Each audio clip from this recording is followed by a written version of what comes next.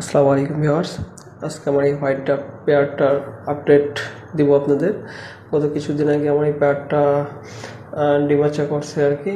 তো একটা ডিম থেকে বাচ্চা বেরোতে পারতেছিল না, যার কারণে আমি আপনাকে দেখিয়েছিলাম যে ডিম থেকে আমি কীভাবে বাচ্চাটা বের করেছিলাম।